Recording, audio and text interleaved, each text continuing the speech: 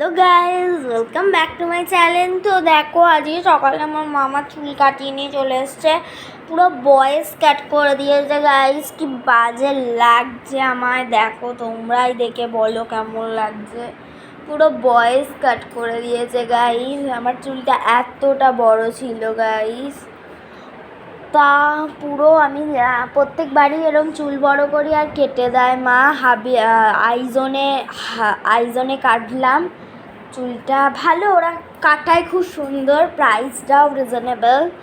But একটাই problem হলো যে আমার মায়ের সেটা প্রবলেম। আমার মা বয়েস কাট ওদেরকে করতে বললো, সো ওরা বয়েস কাট এরকম করে দিয়েছে। আমার ক্যাটালগ দেখালো, আমি বললাম এটাই করে দাও তাহলে।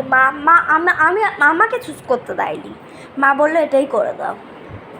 সো নাও আমি যেটা মেন বলতে এলাম, তো আমি ওয়াটার কালার দিয়ে কিছু কিছু জিনিস দেয়ালে এঁকেছি, তাহলে সেইগুলো তোমাদের সাথে একটু শেয়ার করা যাক। এ দেখো, একটা পদ্ম ফুল, ভালো বোঝা যাচ্ছে না ছবিতে, এটা এক সেকেন্ড দাঁড়াও, টিউবটা জ্বালাই। এ দেখো একটা পদ্ম ফুল, খুব সুন্দর লাগছে, আমার খুব পছন্দ হয়েছে। তোমরাই কমেন্টে বলো কেমন হয়েছে এটা। একটা পিকক এই মাত্র করলাম, শোকায় কি ভালো করে, দাঁড়াও এখানটা একটু অন।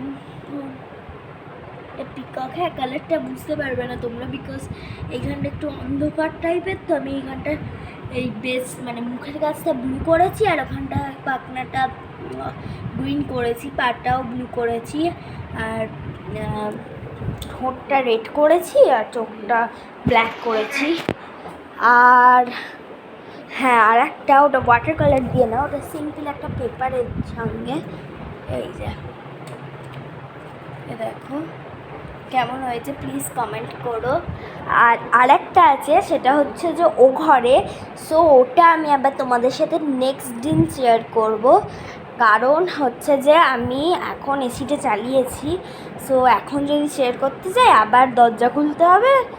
তো বাই গাইস, আর আমার চুলটা অবশ্যই ভুলে যাও না সাবস্ক্রাইব করতে, আর আমার চুলটা কেমন কাটা হয়েছে আর ড্রয়িংগুলো কেমন হয়েছে সেটার কমেন্ট করতে আর লাইক করতে। বাই।